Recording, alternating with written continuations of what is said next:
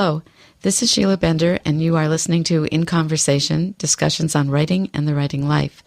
Today we have with us in our studio author Robert Devereaux McEliece. He lives in Bellevue, Washington, and has traveled over to be in our studio. Raised in Washington, D.C., Bob succeeded in primary and prep school education. Then he won an appointment to a Federal Service Academy in 1960. He attended the United States Merchant Marine Academy at Kings Point, New York, for the next 4 years. Upon graduation, he spent the next 3 years serving as ship's officer on merchant ships, visiting many corners of the globe, including 2 voyages into the war zone in Vietnam. Bob then entered American Airlines pilot training, electing later to follow a path in their management ranks. Following his graduation in 1964 from the Maritime Academy, he maintained his service as a member of the Naval Reserve. In 1995, he was promoted to the rank of captain and served as a commanding officer of 3 reserve units, all of which were deployed to conflicts in the Middle East. Welcome to our show, Bob. Thank you, Sheila. It's nice to be here today. I'm glad you are, and I can see how much your training and experience is related in your book, along with so much more than just what a bio can tell us. So I'd like to begin by asking you kind of a double question: why you wrote the book and what the premise of your book is, and tell us about the title, The Faithful Sextant, if you can fold all that in. The reason for writing the book is legacy, really. Everybody that you've ever run into has said, "Oh, I should write a book," but very few people do it. I am one of the people that decided to do it. There was a part of my life that I thought, a story worth telling, and it became an obsession with me, first of all, to learn how to write and create a story, and secondly, how to produce something that the public and my family would enjoy reading. It appears almost today that I may have accomplished those things. How did you learn how to write then? I mean, that's an interesting way to put it. I had to learn how to write. I did. I went through the University of Iowa writing program, actually twice. I worked with the people at Stanford in the Wallace Stegner program. And the most important thing was I read voraciously. So I created what I call my mentor list of authors. These are people that a lot of them are very common names. You have the Tolstoys, the Nabokovs, and what I love to call the usual suspects. However, they're not all so usual. The top of the list is Wallace Stegner, a winner of the Pulitzer Prize and a man who later ran the creative writing program at Stanford. He was a person that helped shape what I wanted to be and how I wanted to write. Along with that are some local people like Ivan Doig, left a big footprint on me. Also a very local person is David Guterson. I think he's fantastic. And then the subject matter is sort of secondary. We mentioned the title is The Faithful Sextant. This has to do with my travels through life. I started well before the time of GPS, well before the time of cell phones, well before the time of a lot of those things that we take for granted today. So ships in those days to move across the oceans had a very simple form of navigation. It was a sextant that measured the arc between stars and the sun and allowed the ship to navigate. It's somewhat of a difficult mathematical problem to solve this, but works very effectively. As I say in the book, if you hand me a sextant and a very good watch and stick me anywhere on the globe blindfolded, I can tell you where I am.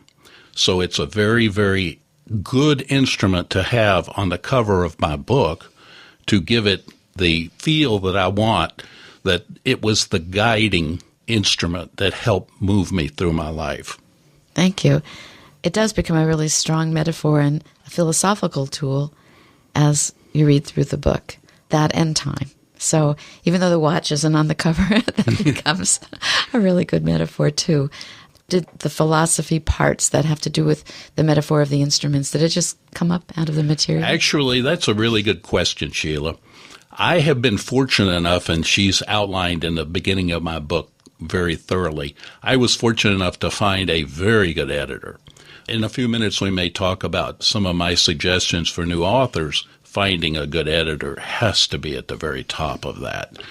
This lady helped me guide myself through all of the little pitfalls that comes with telling a story, telling the story of the thread of what you want to create in the imagination and mind of the reader. The reader, they are your boss. They're the ones that you're working for. I started with a lot of poetry in there in the book, and one of the leading poem in there ends up with the word faithful being used. I've changed the title 5 times, but we finally came up with the Faithful Sextant, and she helped me design the cover, which is, I think, very striking. What's really striking about the title is many of us don't know what a sextant is, and so it makes you want to open up this book and find out what you don't know, or run to the dictionary. I did both. So persistence is something that I'm hearing coming from you, the persistence in learning how to write, the persistence in utilizing writing mentors who you probably never met, and some aren't alive any longer, but the work they left behind is, if you're looking at it through a writer's eyes, incredibly mentoring and instructional. And then publishing. The editing process is a big part of it, being open to it, being open to how long it can take, and the collaboration. They say that writing is a lonely thing, but actually it's not as lonely as people think, because we have teachers and we have peers and we have editors and people that are interested in helping our book become the best that it can be. So how long did this take? I've been working on the entire book, I would say maybe 10 years, but that was partly during the time I had a day job. So it was one of these ideas that took a long time to gel. It starts as a bare bones idea, and then you start putting skin and a heart and everything else on the skeleton. And the next thing you know, it starts looking like something that is fun to read. I think in the learning process that I was able to put in compartments the structure of a sentence, and I will lay that thought at the table for the University of Iowa. They have a great program for teaching you how to construct a sentence. The other part of it, of course, is how to create a story. So you have all of these things coming together, and that is the part of it that the editor helped me, but I also got a lot of help from my mentor authors. Not all authors are good at all things. Some authors are better at creating an atmosphere, painting a picture for you, and some other authors are better at telling a story. The best authors, of course, are the ones that can do both. I'm picturing you reading the books of the mentors that you listed and more that you didn't list yet. How did you do it? How did you go, I'm getting a lesson here. I'm seeing something that I can use? It almost brings the hair on the back of your neck up when you read a sentence and you reread it and you say, how did this man or woman come up with this idea? I tried to be very general in all of my reading. I found myself reading exclusively male authors. My own sister then sent me on the path and said, you have a lot to learn, my older brother. You need to start reading some fantastic women authors. And so I did, and lo and behold, they helped change me in very different ways. In that group, Joan Didion is one that I found particularly reading a session about grief and the end of the book as I lose my best friends and go through the process of burying them in Arlington National Cemetery. Joan Didion's book about the year of magical thinking allowed me to see how a person can express grief in a book and draw a picture with that. Any other women that you were on your list? Alice Munro. Sylvia Plath, I think, did some work that I thought was fantastic. In addition to that, Eudora Welty has a good book on writing. And Dr. Mary Carr, who's a professor at Syracuse, has written 3 wonderful memoirs. She also wrote a book on how to write memoirs. I've read everything that Dr. Carr wrote, and she was an enormous help, particularly in the format of the memoir. Excellent. Thank you for all those references. On your back cover, it says that the faithful sextant tells of Captain Robert D. McEliece as he passes through boyhood in Alexandria, Virginia, to find manhood in the world of seafarers and the Vietnam War. Bob was one of thousands of civilian sailors who brought the machinery and goods to fight the war and found that in doing so, the war was brought to them. That promises a lot, and I know you've prepared to read an excerpt from your book, and I'd love to hear it now if that's a good time. The thread of my book starts with a coming to manhood, and there's a lot of books like that.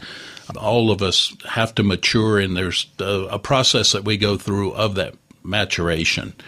Mine just happened to leave me at a time in life in the early 1950s where there's some very interesting things happening.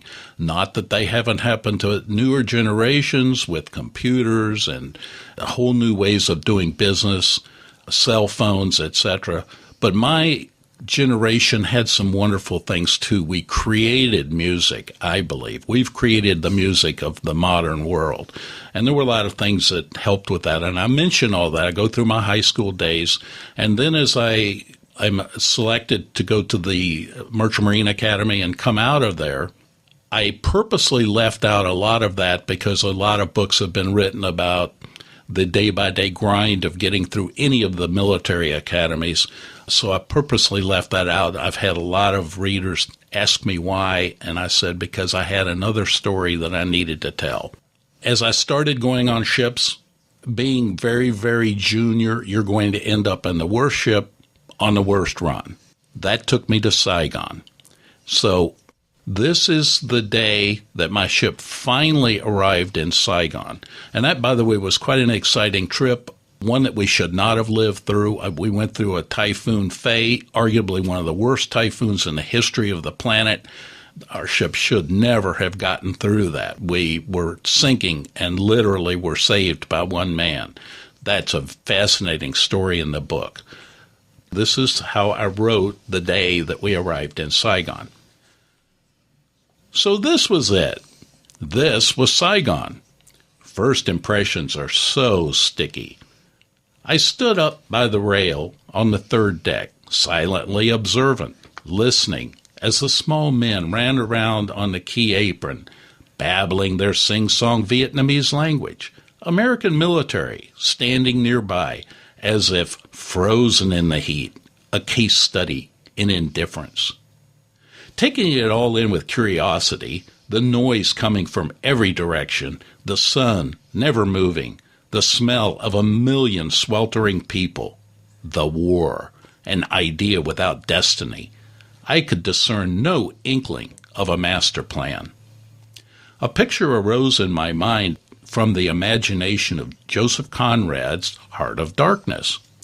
The trip upriver in Africa, native drums beating to a background of rusting, tin-roofed cargo sheds alongside the muddy, sweltering river, created a strong second impression.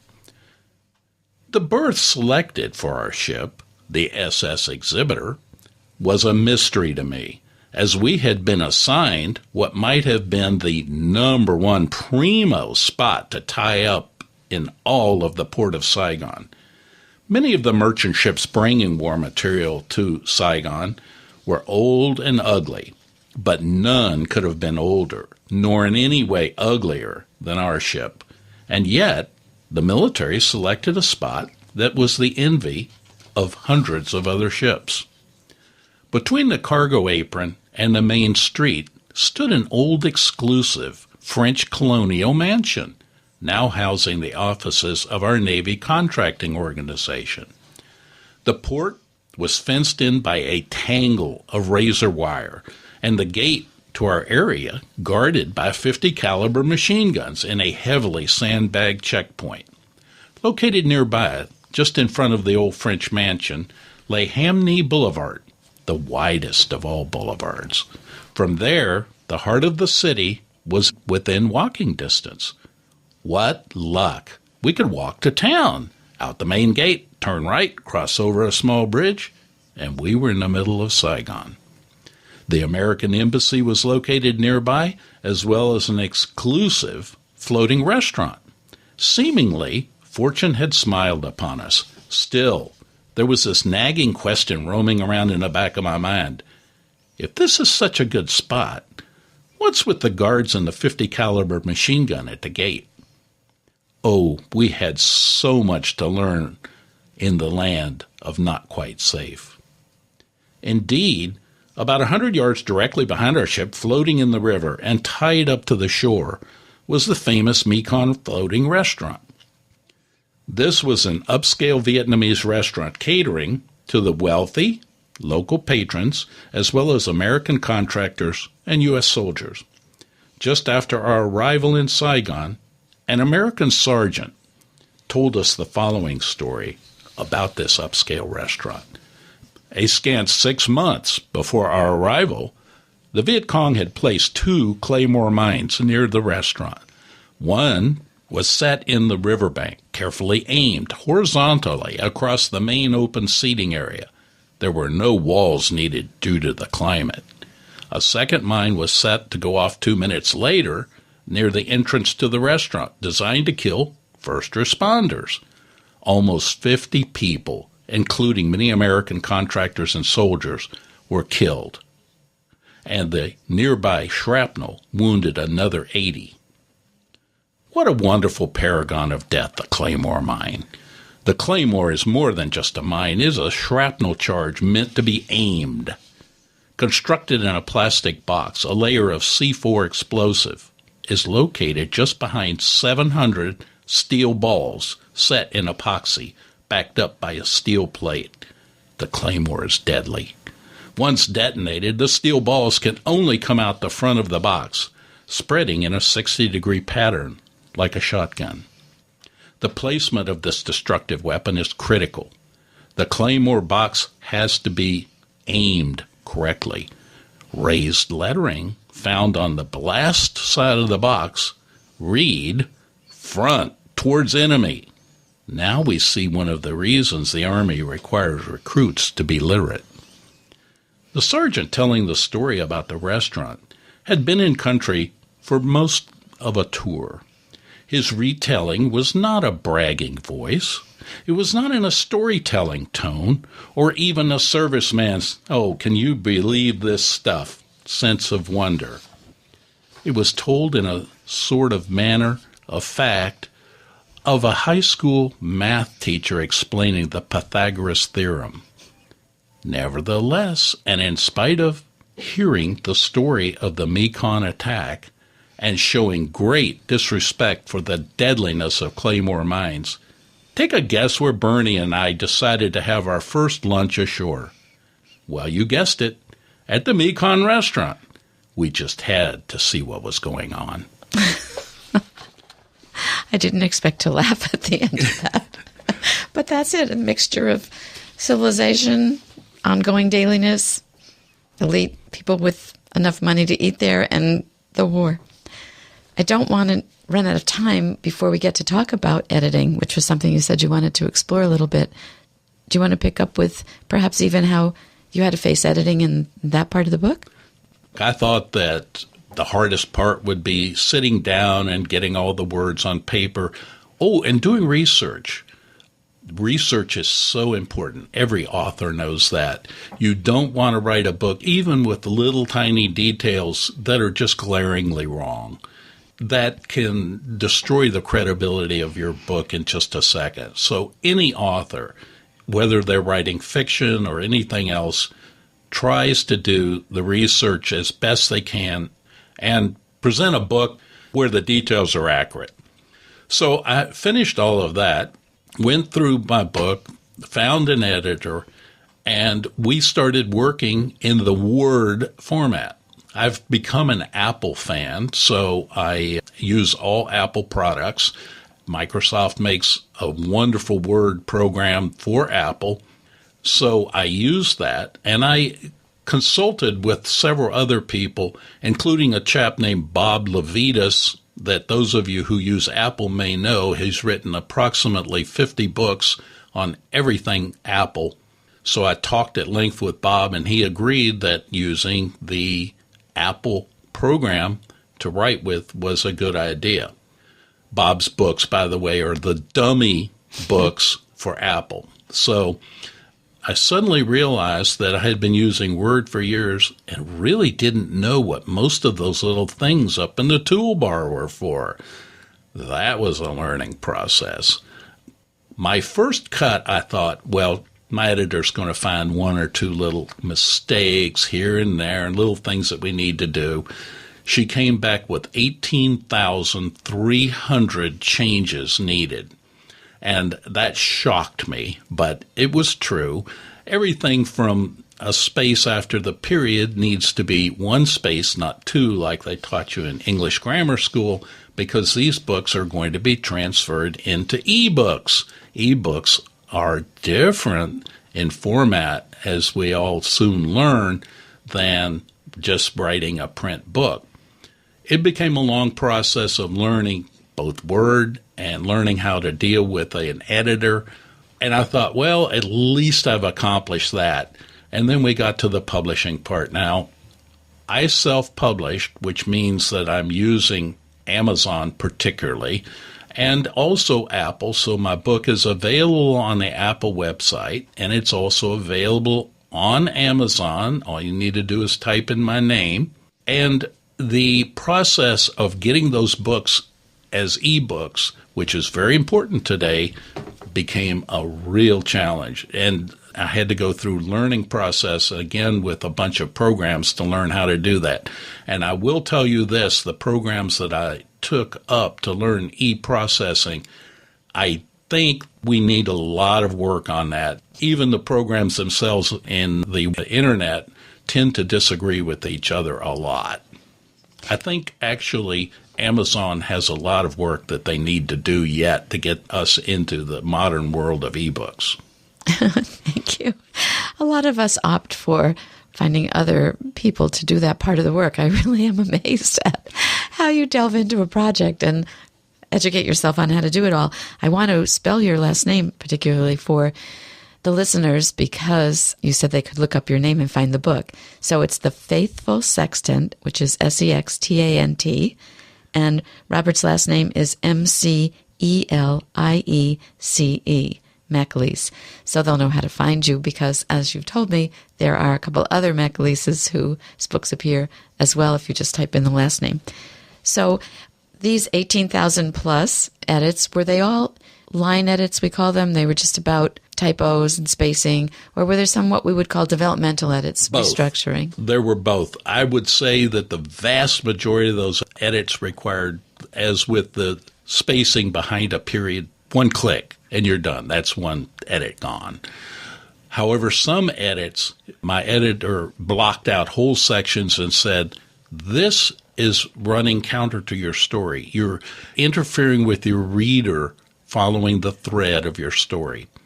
As a person that had just put an enormous amount of energy into writing that section, and she's asking me to cut it and throw it in the garbage can, this was difficult.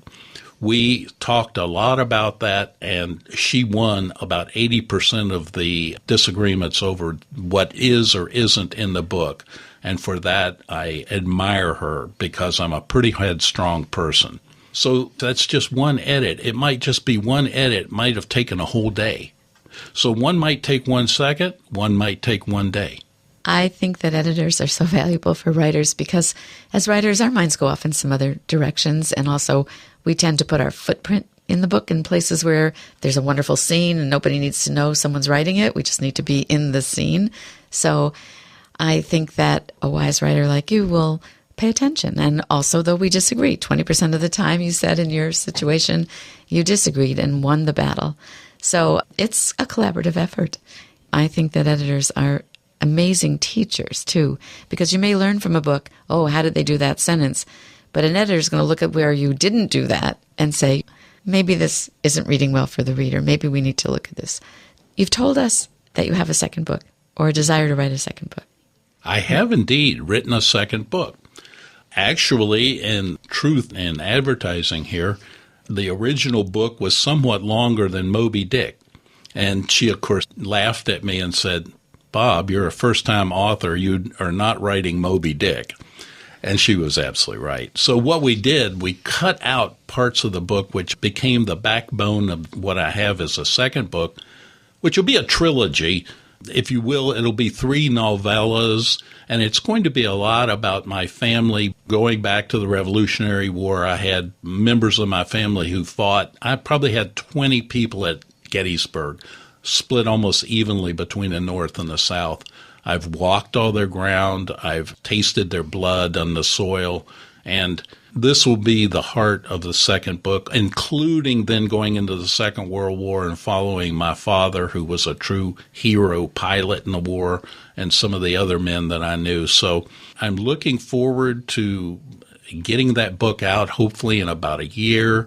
It's been written, but as I have picked up with the experience, Sheila, of the editing part of it, I figure I have at least a year of editing. I want to praise you for your commitment to not only your own legacy, but the legacy of your ancestors. I think that split between the North and the South is going to be an amazing tension in the book.